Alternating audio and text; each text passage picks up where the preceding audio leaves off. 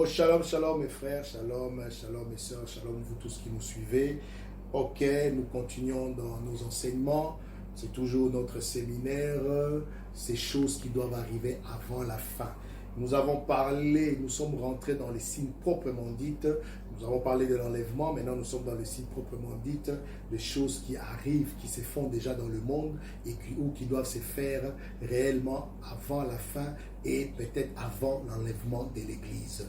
Parmi ces choses, nous avons déjà touché l'homosexualité qui est un signe majeur, un grand signe qui montre que non, vraiment le monde a atteint son paroxysme, le paroxysme du péché et que Dieu va éventuellement bientôt détruire ces mondes et en même temps avant cela enlever son église. C'est un Dieu bon, nous sommes encore dans la grâce, il veut que tout le monde soit sauvé. Voilà pourquoi l'évangile est prêché, voilà pourquoi les pourquoi de cette émission. Quand tu écoutes ces choses, vraiment c'est le temps que tu puisses vraiment revenir au Seigneur ou revoir ta relation avec le Seigneur, parce que Dieu ne veut pas te tuer, toi Dieu ne veut pas te détruire, Dieu veut que tu sois sauvé. Mais quand nous disons qu'il va détruire le monde, les gens croient que c'est méchant. Oui, aujourd'hui, Christ est venu comme l'agneau, et quand il est venu, parce qu'il est venu comme l'agneau, nous parlons de la grâce. Maintenant, il viendra comme un lion pour juger, comme le lion de la tribu de Juda qui écrase tout, qui va tout juger. Et Pierre est clair, ça fait partie des Écritures, les cieux passeront et les éléments de la terre seront embrasés. Un feu descendra sur cette terre. Ce ne sera pas la première fois, car nous avons vu que le feu est descendu sur 2 villes, Sodome et Gomorrhe. C'était un type pour que nous sachions ce qui va se passer à la fin. Mais Dieu n'est pas méchant, Dieu veut que tu sois sauvé. C'est toi qui vas choisir d'être sauvé ou non. Mais la porte est ouverte pour tous. Comme nous avons dit l'autre fois, la porte de l'arche est ouverte. Entrons tous dans l'arche avant que la porte soit refermée et que nous soyons tous enlevés. Et aujourd'hui, nous allons parler de l'esprit antichrist et de l'antéchrist. Alléluia. Déjà, je vais lire la parole de Dieu parce que nous sommes régis par le temps. Je prends ma Bible dans les chapitres, dans l'épître de Jean, 1 Jean chapitre 2 à son verset 18. Alléluia. Je lis la parole, 1 Jean chapitre 2 verset 18. Petit enfant, c'est la dernière heure, et comme vous avez appris qu'un antéchrist vient, il y a maintenant plusieurs antéchrists. Par là, nous connaissons que c'est la dernière heure. Alléluia, alléluia. Ils sont sortis du milieu de nous, mais ils n'étaient pas des nôtres. Car s'ils eussent été des nôtres, ils seraient demeurés avec nous. Mais cela est arrivé afin qu'il fût manifeste que tous ne sont pas de nôtres. Alléluia. Donc ici, Jean prévient déjà l'église du Seigneur. Jean nous prévient que déjà à son époque, il dit, vous avez entendu dire qu'il doit venir un antéchrist. Maintenant, il y a plusieurs antéchrists. En parlant de plusieurs antéchrists, Jean voulait parler de tous ces faux serviteurs de Dieu, de ces hommes politiques, de ces hommes de science qui sont tous antichrists. Dans cette catégorie, il y a ceux qui sont antichrists sans les savoir, qui font des choses qui vont à la rencontre de la parole, et il y a ceux qui font exprès. Ils ont régné Christ totalement, et parmi eux, il y a même des satanistes et des occultistes qui ont régné Christ totalement, et ça, ils ont un esprit antichrist. Donc Jean parlait de plusieurs antéchrists pour dire que ces hommes-là sont animés d'un esprit antichrist, d'un esprit qui ne veut pas qu'on ait l'esprit antéchrist, d'un esprit qui ne veut pas non seulement mettre la parole en pratique, mais qui s'élève contre tout ce qu'on appelle Dieu, contre tout ce qu'on appelle parole de l'évangile ou parole de Dieu, contre tout ce qu'on appelle Christ. Alléluia.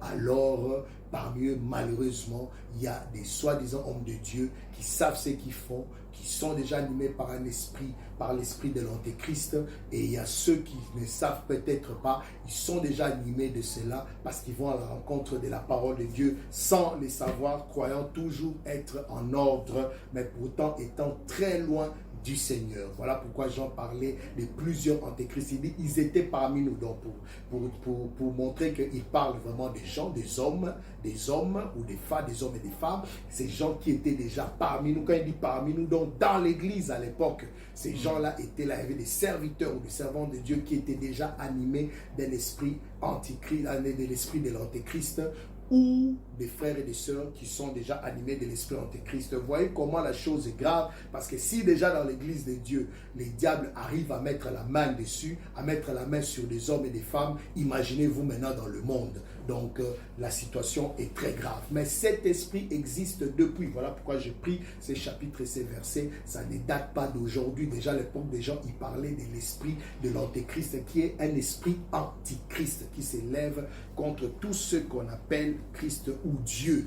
Alors, l'antéchrist viendra, l'antéchrist est déjà là. Mais la Bible dit quelque part dans le livre des Thessaloniciens, je crois que je l'ai dit dans l'une de mes vidéos, qu'il y a c'est lui qui retient l'antéchrist.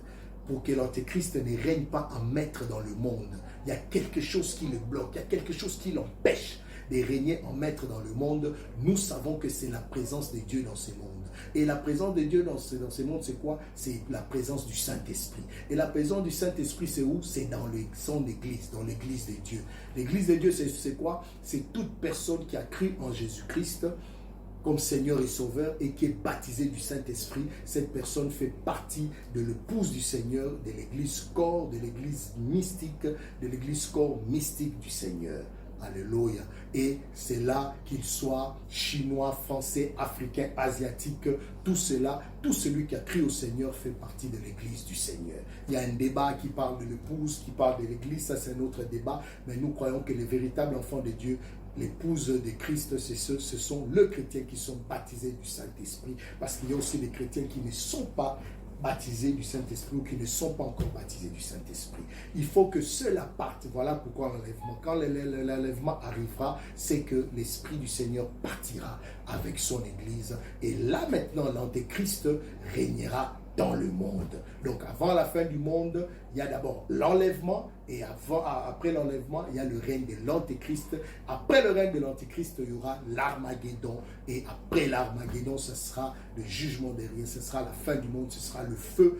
Christ descendra. Après le feu qui va détruire cette terre, Christ descendra avec nous. Nous descendrons sur cette terre pour régner sur cette terre pendant une période de 1000 ans, dit la Bible. Mais là encore, beaucoup de choses sont controversées. Nous allons entrer en détail dans ces choses, dans nos prochains enseignements. Maintenant, l'Antéchrist est déjà là. L'Antéchrist attend seulement que l'Église parte pour qu'il puisse régner en maître. Mais ce qui est vrai, Jean nous prévient que son esprit, quand il parle de plusieurs antéchrists, il parle de l'esprit antichrist, de l'esprit de l'antéchrist qui règne déjà dans le monde et qui anime des hommes et des femmes. Alléluia. Je vais vous faire remarquer une chose, que l'esprit antichrist règne déjà dans notre génération, mais beaucoup ne font pas cas de ces choses. Je vais vous parler des écoles. Allons-y en Europe, en France, allons-y en Occident. À part les écoles dites catholiques, toutes les écoles privées, il n'y a plus de cours de religion dans les écoles privées. Donc, on ne veut pas apprendre aux enfants la foi. Quelle que soit la religion musulmane, chrétienne et tout ça, on ne veut pas apprendre aux enfants la foi, soit la foi chrétienne. Ça, c'est déjà un esprit antichrist. C'est l'esprit d'antéchrist qui anime nos hommes politiques pour faire voter la loi. Aujourd'hui, vous parlez de la laïcité. La démocratie a amené la laïcité et la laïcité semble une bonne chose, mais la laïcité est un grand danger. Voilà pourquoi vous avez vu qu'il y a des lois qui ont été votées en France pour empêcher les femmes musulmanes, oui, de porter de burqa, pour empêcher les femmes de porter ces voiles, donc pour empêcher les gens d'avoir un signe extérieur de leur religion, des hommes et des femmes, parce qu'aujourd'hui ça touche les musulmans, demain ça va toucher le chrétien, c'est un grand danger. Peut-être on nous empêchera d'avoir la Bible en main. Et voilà pourquoi Dieu est grand. Dieu a voulu que les gens inventent des appareils cellulaires parce qu'aujourd'hui, nous avons la Bible dans nos appareils. Si on devait nous empêcher d'avoir la Bible en main, Dieu avait déjà prévu ces choses. Nous avons l'application de la Bible dans nos appareils. Mais demain, il nous sera peut-être empêché de parler de l'évangile, de prêcher à quelqu'un dans un métro ou dans une place publique. Pourtant, dans la charte des Nations Unies, il est bien écrit, donc tout homme dans la démocratie, tout homme est libre de manifester sa religion ou la confession de sa foi en privé ou en public. On cherchera même, à cause de la laïcité en Occident, de nous enlever cela. Chez nous en Afrique, ici, ça va encore. Il y a des cours de religion dans des écoles et on parle encore du Fils de Dieu, on parle encore de Jésus-Christ. Mais cette laïcité visait à enlever déjà le nom de Jésus dans la bouche des gens, les noms de Jésus dans la place publique, les noms de Jésus parmi le peuple. Voilà pourquoi ces noms n'est plus cités dans des écoles privées ou dans des écoles étatiques en Europe, sauf dans des écoles catholiques